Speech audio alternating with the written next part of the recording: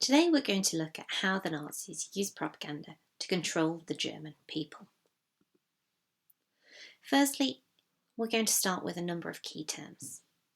Propaganda is information that's designed to make you think or feel something.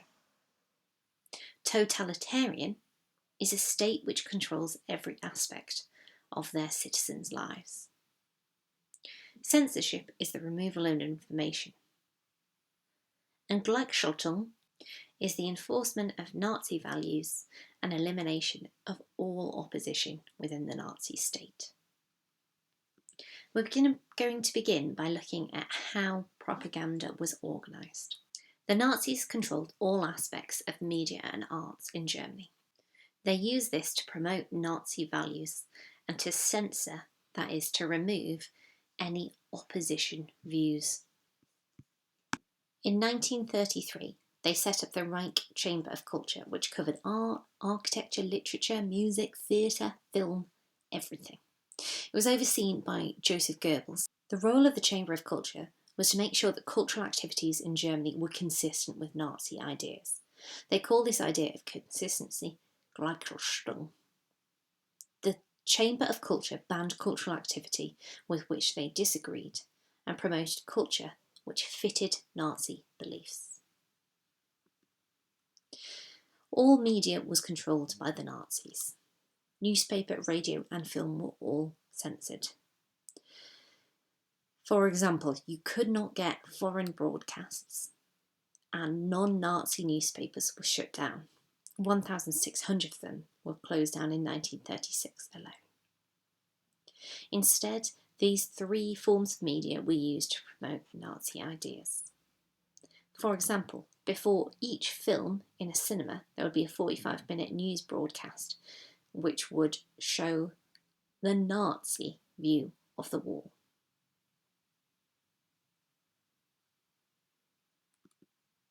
Literature was also controlled by the Nazis. No new books could be published without the approval of the Reich Chamber of Culture, and notoriously anti-German books were burnt. This is an example of a book burning taking place. These books included works by Jewish authors such as Sigmund Freud or Albert Einstein, and also any books which portrayed Germany as a weak country. For example, All Quiet on the Western Front. Overall, 2,500 writers were banned. Here is an image of the memorial to these book burnings in Operaplatz in Berlin. It's an empty library to show you all the books that were burned and are now missing. Art was also controlled by the Nazis.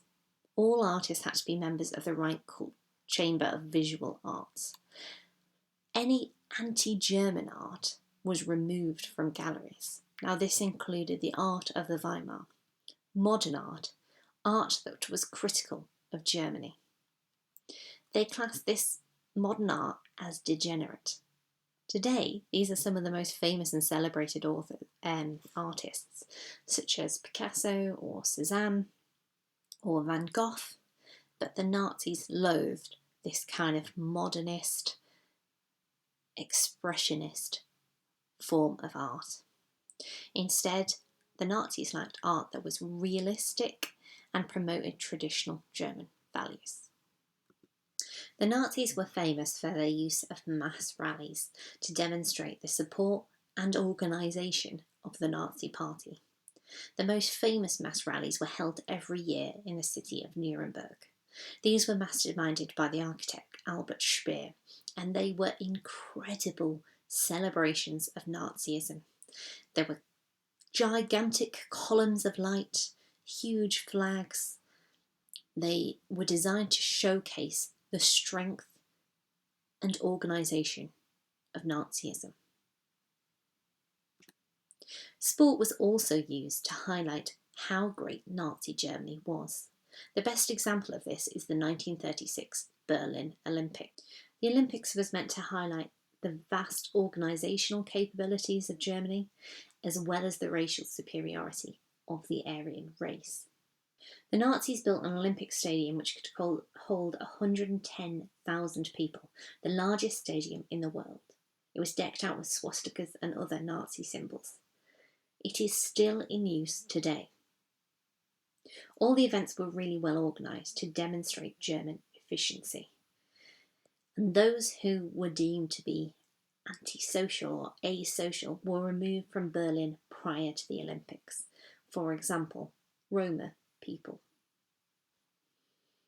Germany did very well in the Games and actually won the most medals overall, 33, more than any other country.